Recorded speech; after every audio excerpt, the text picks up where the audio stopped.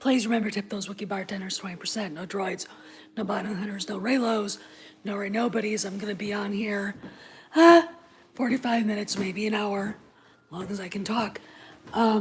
Today I want to talk a little bit about, well, a lot of things are happening right now. And first off, I want to talk about the ICM, ICA merger. It's now I look at it, it's Brian Lord's and his partners' reaction to what Endeavor William Morris has been doing. They've gone public. They're making money from a very, I guess, practical, pragmatic standpoint. Dog, stop that. Pragmatic standpoint. I would say that it's probably a good idea. However, he's doing this to bug me. It literally is going to hurt, if it goes through, the talent. Okay, he's going into his house without his thing. Warranty. Give me that. Give me that. No. There.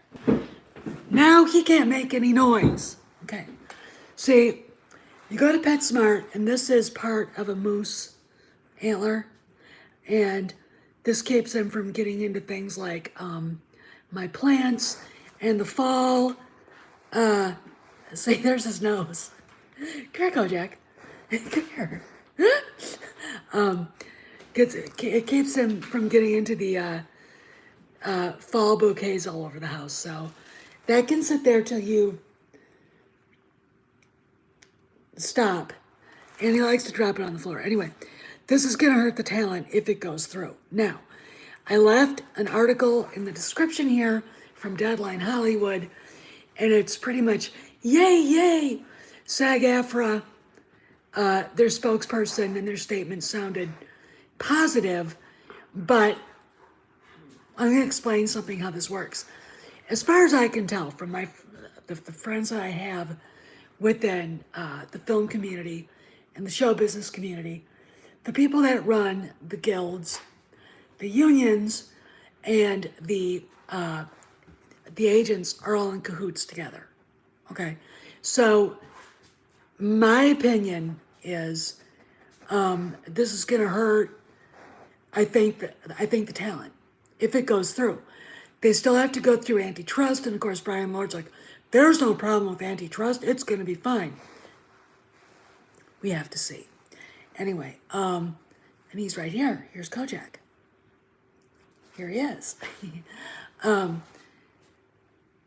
So I have to see, but I am looking at this saying, this came overnight. This came on the heels of Bob Chapek's statement about basically Scarlett Johansson and everything. Scarlett Johansson is represented by Brian Lord, and basically Ari Emanuel going to Disney. Okay, this was a reaction to that, I'm pretty sure. Is it going to work? No, because I honestly have a gut feeling that when they go now, if they do it right, that this violates antitrust laws and it won't go through, because I think it does. They got to think about, does it hurt the talent? I don't think SAG-AFTRA would really care. Just a minute. Will you lay down? Lay down. He wanted to chase a cat out of the yard today, and I wouldn't let him. I think it'll hurt the talent. I think it'll hurt actors coming up. It's going to hurt the writers. It's going to hurt, this is not a good thing. It might be a good thing for Brian Lord, who's, in the club, but for everybody else, it's not. Okay, so I don't think it's going to go through. And if it does, I have a feeling a lot of people, including the people who wanted this to happen, are not going to be there very long when it proves that this won't work. This is hubris on steroids. And those who fly too high against the clouds and try to reach the sun usually end up crashing and burning. Okay? Taking a little too much. Anyway, let's talk about Andor. So, Diego Luna, whom I'm not a fan of, said Andor wrapped. And I've said that before on this channel. It wrapped, I think, 2 weeks ago, to be honest. And he basically said we're going to see a lot of familiar faces. We know Ben Mendelsohn, him of the bad teeth, is coming back. And I'm going to tell you right now, that guy has got the worst set of British teeth I've ever seen in my life. When he starts talking, he's like this. It's like, dude, you got some molar issues. It is literally, it drives me crazy when I see him talk, because I know the reason why he pronounces words the way he does is because of his teeth. And when you look at his teeth, it's like, do you ever brush them? That might be a good idea. Dunno. It just annoys me. But he's going to be in it. We'll probably see Vader, Tarkin, etc., etc. Does it break canon? How does it break canon? We have the pre-rebellion period where it's not the Battle of Yavin yet. It's not the Skywalker solo show. Why does it break canon? How? It doesn't. It doesn't. Okay. I think we're going to see some EU moments. We're going to see other familiar faces. Now, there are people out there who are like, well, how did Han and Chewie end up like this? They weren't part of that. Did you ever read the Solo trilogy? The last book, Rebel Dawn? Han's ex-girlfriend, Bria, shows back up in his life and talks him into getting all the smugglers to help her and to help the Alliance steal a bunch of antiquities from those priests on Elysia, and they do it. And basically the Alliance tells Bria, hey, look, we need all of it. There's a big deal coming up. And basically she screws him over. Okay, there's no reason for Han not to be in this. There's no reason for Andor and the Rebel Alliance not to ask smugglers in the underworld for help. I mean, moving arms, supplies, other things, logistics. What? Do you think they have their own logistics supply line? Do you think the Empire would let them do that? No. Do you think they have their own shipbuilders? No. Okay. Mon Calamari, yeah. Okay. But really, they needed to work with people that were unsavory to move stuff around, to move material around, to move arms and equipment and all the rest of that stuff. Okay, they didn't pay it very well, but they had to use what there was there, and there's a whole smugglers network. So the idea that you won't see the underworld in this is beyond ludicrous. I mean, that part in Rogue One, hey Kev, where, you got Andor on that rock city, and that's the underworld. That's not Coruscant. That's not the highest level of Coruscant or Coordinate City or Naboo. Okay, that's the underworld. Okay, they have to. I mean, it's so. We'll probably see something similar to that if we don't actually see Han and Chewie, and I honestly think we will. Okay, I honestly do think we will. All right. So anyway, and I also think that with Shamook, they're doing his thing. They were going to get deep fakes. All right, we're going to get a better deep fake of Tarkin, maybe Leia, other characters, and we're going to see Mon Mothma. We'll see Bail Organa. We may see Leia, and that would make sense. So, yeah, this is the early Alliance, Rebel Alliance period. Okay, and it's going to be pretty interesting, I think, especially since the guys who did Rogue One are doing this. Okay, all right. So anyway, the reason why this thumbnail's up is 3 years ago today, we found out that Kathleen Kennedy had been given a multi-year contract. All hell broke loose. Do you remember? 3 years ago today. So I kind of wanted to talk about that. A lot of water under the bridge. A lot of things going on. This is pre-Mandalorian. Howdy. No, it shouldn't skull your day, old redneck. Pre-Mandalorian. Pre,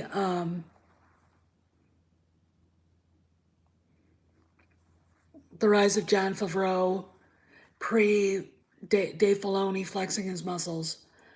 This was pretty much, it wasn't the apex of her power. The apex of Kennedy's power was before TLJ came out. And then it started going down. Now, I'm going to go through a little bit of a walk in the park here, walk down memory lane. Let's get in our way back machines.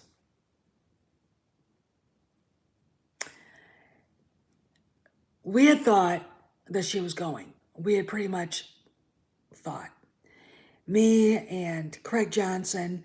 Craig was like, no, they can't find anybody to replace her. He didn't take the Matt Kadish tack that they want her there. They like her.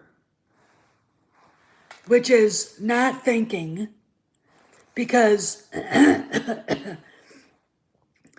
investors only look at you and think, how good were you after your last movie? How good did your last movie do? Her last movie was Solo. $250 million lost. Okay, that's a lot of money. Okay, they were actually, I think, from what I've heard, looking hard and couldn't find anybody. They had offered the presidency of Lucasfilm to Christopher Nolan, and he said no. They offered it to JJ. Thank God he said no. They offered it to others. They all said no. Why? Because Kennedy had made it very impossible for not only her to leave, but if she wasn't there, she still had people there that were loyal to her and would fuck things up. So what they did is they did an end around. Jon Favreau was offering to help fix what was broken because he hates the sequel trilogy and he hated Solo. So Iger said fine. Jon Favreau and Dave Filoni got together. They probably were already together. And then Favreau made the overture. And they got Marvel budgets from Disney and did Mandalorian. To applaud. They got George Lucas involved. I don't care who wants to contradict me. If they do attack me on that, they're morons. Hey, Nikki, I mean, he was on the set. He was on the set all the time. In fact, one rumor I'd heard, and I believe it, was Kennedy called up Iger to say, I want to go through the Mandalorian Season 3 scripts. And he said, and I quote,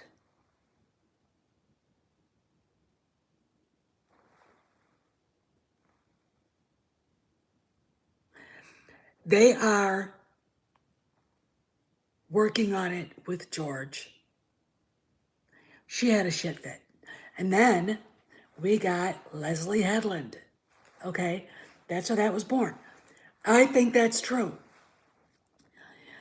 So they couldn't replace Kennedy. So we got her for another 3 years. She literally did not allow George Lucas to help fix what was broken in her vaunted sequel trilogy. And what is done is done. That is history. However, today is a very interesting day, and I'm waiting for news to come out. Is she here? Isn't she? Okay. We go to bed. It gets to midnight. And there's nothing about her getting renewed. I don't care what Mike Sutton says. I don't care what WDW Pro says. I'm not buying it. Because not only would I not buy a multi-year contract because, I mean, JPEG basically said no to that. He doesn't want to do that anymore. I wouldn't buy a multi-year contract because I don't think she wants to be there anymore. Okay? Would you want to be there anymore? I mean, it's one of those things where I'm like, she's been there for almost 10 years. Why? Okay? So we have until October 20th. And if we don't hear anything, I'm calling, they might not announce anything. They might announce her retirement as Indiana Jones 5 wraps. Now, Indy 5 is doing night shoots in London right now, at least they were. They're getting ready to move lock, stock, and barrel to Sicily to, I think, maybe probably wrap production. If not, going to Morocco to finish up what they didn't get done. Okay? Because I know that John Rhys Davies is supposed to be in this movie. All right. And if they're doing a Cairo visitation in a in a flashback, again, there's a reason why Shamook got hired. Okay. But I'm going to tell you guys, you can smell the change coming.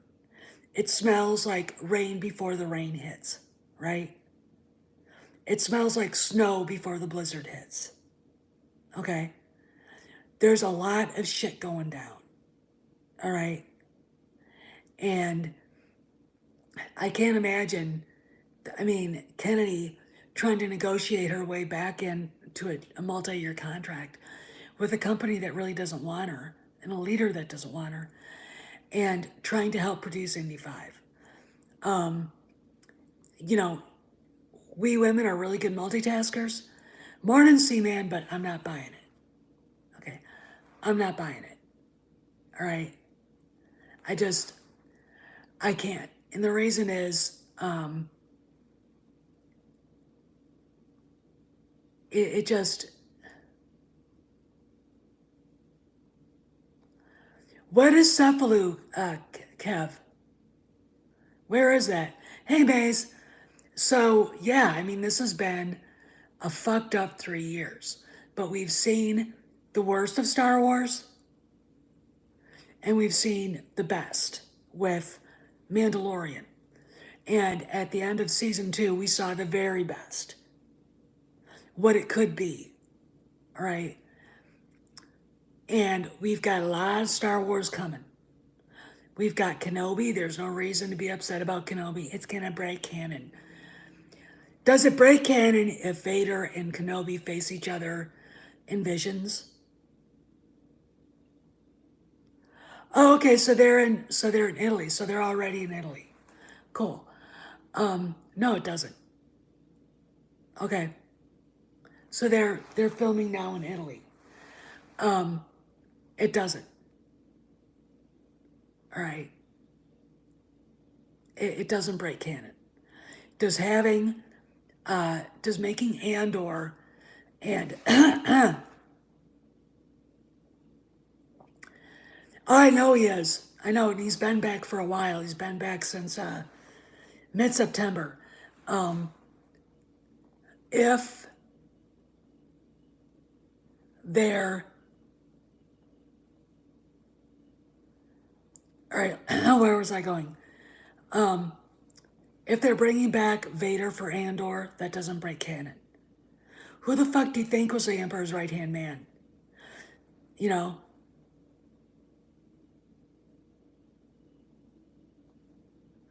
you know.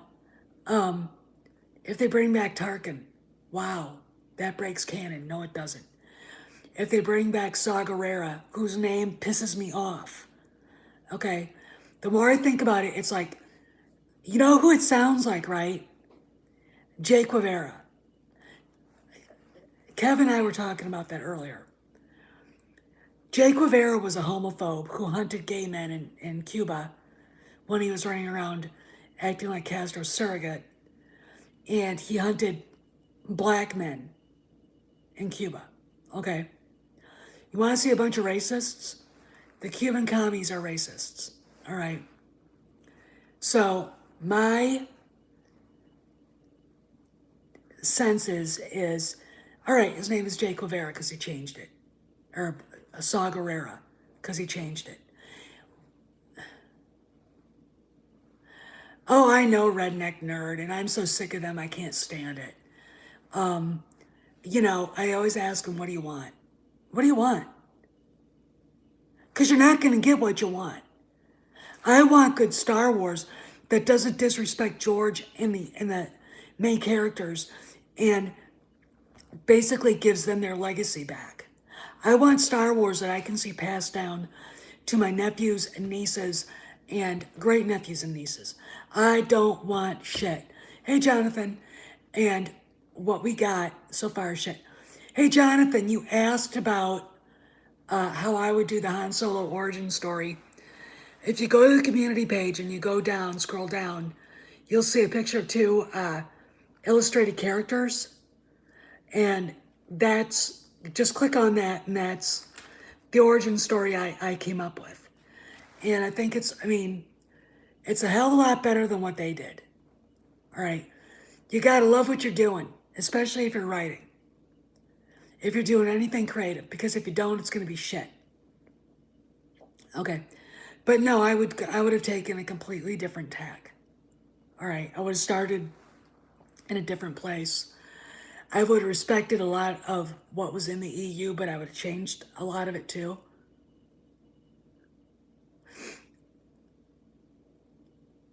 Oh, thanks. Do I? No, I don't. I don't think they'll ever be happy. I mean, you could have Han and Leia have six kids, Luke being, the Grandmaster Jedi, and training all these Jedi, and it would be badass, and they would still hate it. All right, they're, and it's like, yeah, I feel like dealing when you talk about this stuff with them, it's like dealing with a spoiled brat, a really truly spoiled brat, and it's like there again, there were parts of the Han Solo origin story I didn't like in the EU. The chick that was the illusionist that he had an affair with, that he had a relationship with. And it was like he's traveling around with her like frickin' Bronco Billy. It's like, what the fuck? No. I want gritty. I want I want to be in a place, if you're talking about the underworld, and where Han Solo, kind of learned the trade of being a smuggler. I want the dirt, the sweat, the fear, the when you walk into a Western saloon to smell the sawdust and the shitty whiskey. Okay, that's what I want. And I love AC Crispin because she did bring in a character named Bria Theron, who I really think should be there to replace the sad, mousy, weird chick that is Amelia Clark. Bria was a hard ass. Bria had a lot of troubles. Bria also was his connection to the rebellion at first. Okay? She screwed him over. Not because she wanted to, but because she was ordered to.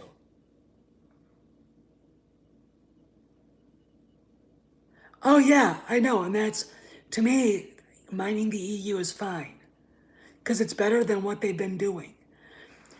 The only characters that they've come up with in the Kennedy era that were decent are Orson Krennic, Galen Erso, and Lor Santeca, who you could connect back to Alderaan, Hey Dave, and Bail Organa. Okay. And that would work. All right. I really don't understand. You know, when you're talking about adapting a book to a movie, you can't do it.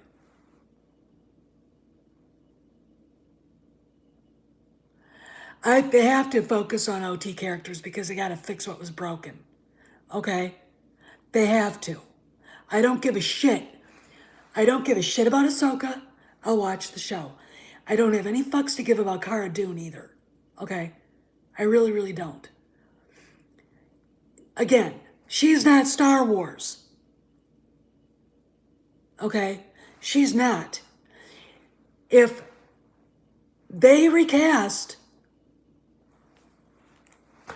Gina tomorrow, I'd be like, because she is replaceable. Harrison Ford is not, we saw that. Carrie Fisher is not, we saw that. Mark Hamill is not, we saw that. Okay, they have to fix the fucking OT. Now, you can sit there and say, well, they're just going to mind that. They're going to leave the OT. No, they're not. And the reason why they're doing it this way is because they are fixing the OT. They are fixing what was broken. Okay? They have to. This is why we're where we are. Okay? They fucking have to.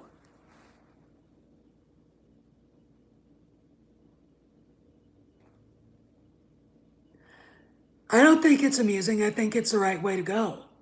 Because again, the story group is not part of this anymore. They're not adding anything to this. If you see something they put out there like another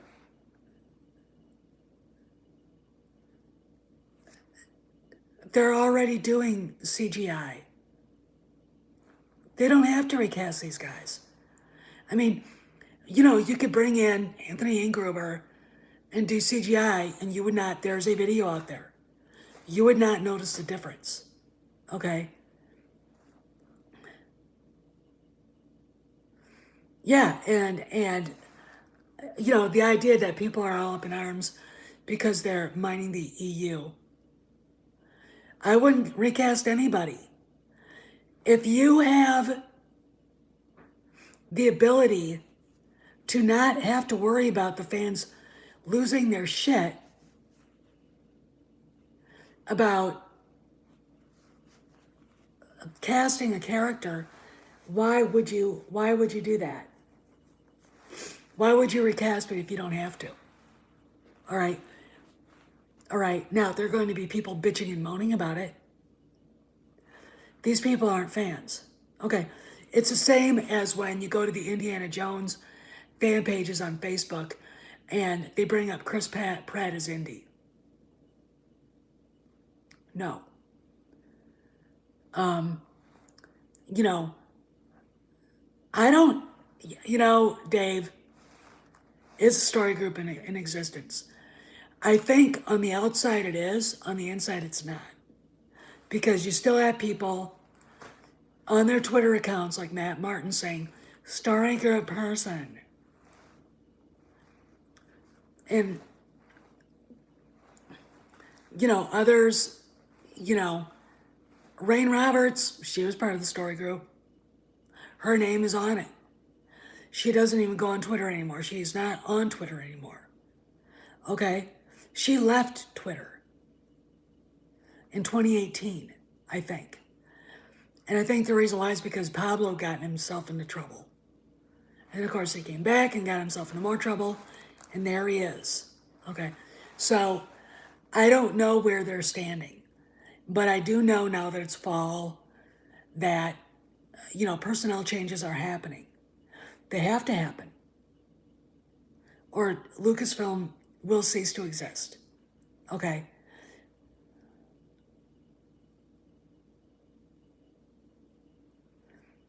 Well, and I think that's what they're doing. I mean, I had a long conversation with Abu Nas about this, and a lot of EU people are really upset about the world between worlds. But if you want to fix it, how are you going to fix it? And then the reply is, well, they can't fix it. Then what's the point? What's the point? All right?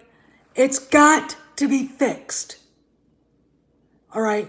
Now, some people might get upset because World Between Worlds is being used. Might be.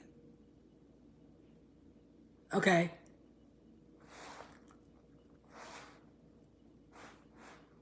So, I don't care. I am not so married. It's like this. The EU is not the Holy Bible. It is not the magisterium or dogma or the catechism of the Catholic Church, which is that thick, by the way. It is not the Quran. It is not the Talmud or the Torah. It's fine that you like it. I like it. But they've got stuff to do, and it's gone so far that they can't use the EU. All right? They can there's a reason why the Thrawn trilogy is getting republished as Essential EU. There's a reason why the Bane trilogy is being published as, the Sacred Scrolls, as the Essential EU, because they're going to use them. All right? We will see other EU books being brought up into canon. I'm hoping for Tatooine Ghost. I really want to see that in a miniseries. And the reason is because it is such a great book. It is such a great moment of Anakin, in a way, reaching out to Leia. And Leia realizing where she came from. Meeting her grandmother, not in person. And Han basically being the one to say it's okay to forgive him. Han forgave him. Of all the people in the galaxy, they shouldn't have any fucks to give about Darth Vader, aka Anakin Skywalker. It should be him. But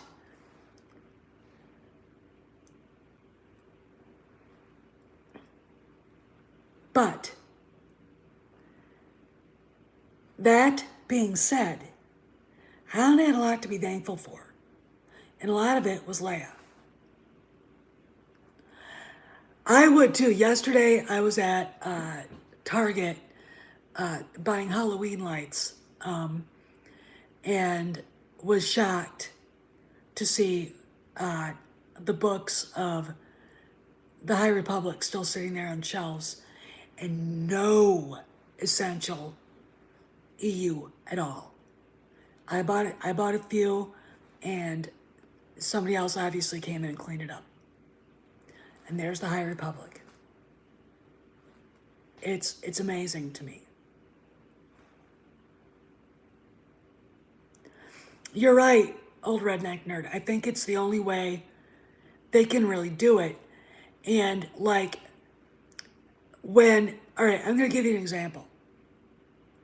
When Luke shows up at the end of Mandalorian, it's like Superman showing up to save the day for Batman, or a lesser DC character, or Iron Man showing up to save whatever. Okay, that's in comparison. And they could do that. I fully expect to see Jaina and Jason solo. I fully expect to see Anakin solo. Oh, you're right, Ezio. That moment where Luke showed up showed just how important it was to present the OT characters correctly and how bad Kennedy fucked it up. Okay. I am too, and I think they are. I mean, again, the fact that J.W. Rinsler's book came out and Marsha Lucas's quote, and I agree with everything she said, verbatim, was in there, and it was the first thing that literally came out. Yeah, I mean, and that's, we're going to have, what we're going to have is the Mandoverse intertwined with the EU.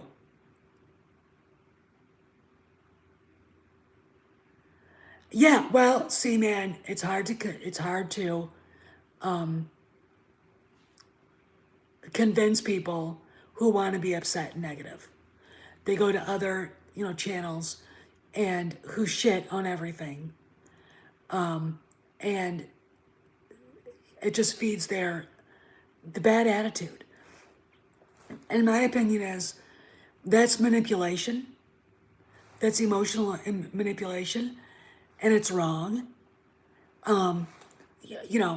There's opinionizing and there's, if you like Mando, you're a bad fan. And there's and criticizing every fucking little thing. And it's like, what do you want? What the fuck do you want? And they don't know. I don't think these people know.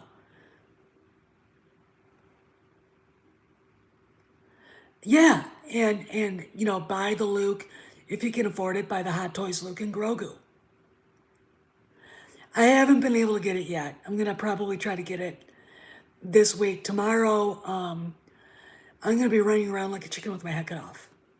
So there's that, and it's gonna be a lot of fun tomorrow because hey Darius, I'm probably gonna get my pumpkins and a few more autumn mums for the outside, and I don't know what else. I've got fall stuff to do, but if I can get up to Barnes & Noble tomorrow or Thursday, I will, because I want to get it so it's in my hand. But, this is my time of year. It really, really is, and it's a gross rainy day. Oh, if you want to. I mean, thank you. Gee, Dave. Thanks. Dave is like one of the most generous human beings, if not the most generous human being I've met on YouTube. Thank you. That would be really nice, and I'm humbled by that. But there's just a lot of stuff to do now. Okay, well, thank you, Dave. Thank you. I've got to get all kinds of stuff going on. But anyway, right now, Andre and Doomcock are on. So I'm going to go over there in the chat. And I'll probably be listening because I've got to go and run some other errands again because I'm always running around. And I'll be in the chat. So I'll see you guys around the galaxy. It's been 3 years, but a lot of changes are coming. And a lot of them are good. And Kojak, come here. Come here, Koji Woji. Come here. Say hi. Kojak. Kojak. Say hi. Okay. I'll see you guys.